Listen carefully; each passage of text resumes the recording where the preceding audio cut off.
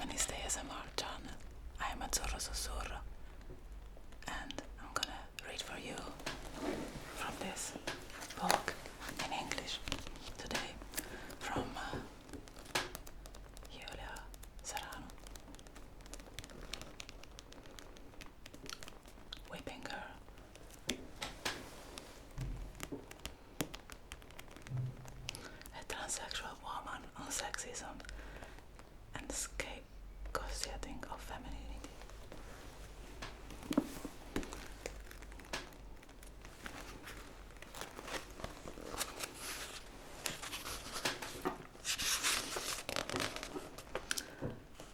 In this extract, I will read about interpretations of femininity. Through the rest of this chapter, when I refer to femininity or feminine traits, it should be understood that I'm talking about a heterogeneous, non-female specific collection of traits that each have a unique biological and or social origin. In fact, the only quality that all feminine traits share is that they all tend to be associated with women, but not exclusively to them. This point becomes highly relevant once we begin to consider how people interpret femininity.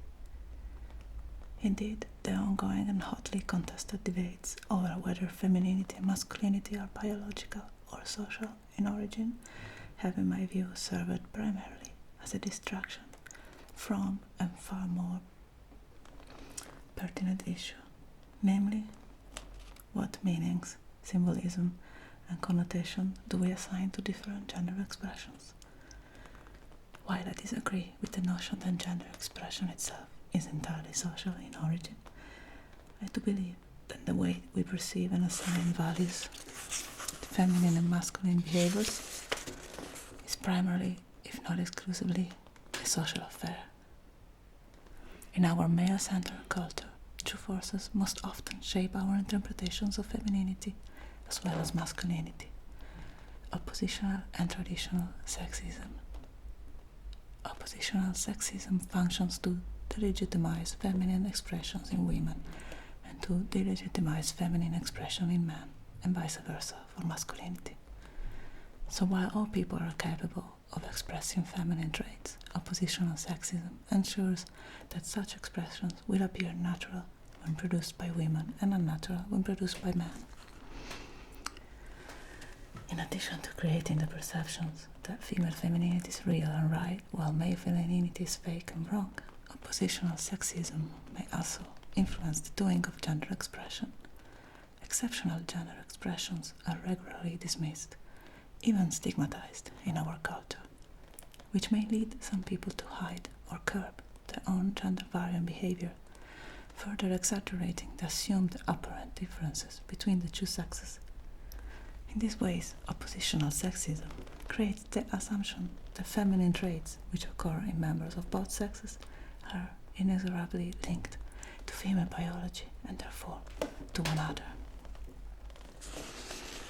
Traditional sexism functions to make femaleness and femininity appear subordinate to maleness and masculinity. This is accomplished in a number of ways. For example, female and feminine attributes are regularly assigned negative connotations and meanings in our society. An example of this is the way that being in touch with and expressing one's emotions is regularly derided in our society. While this trait has visually nothing to do with one's ability to reason or to think logically, in the public mind, being emotional has become synonymous with being irrational. Another example is that certain pursuits and interests that are considered feminine, such as gossiping or decorating, are often characterized as frivolous, while masculine preoccupation, even those that serve solely recreational functions, such as sports, generally escape such trivialization.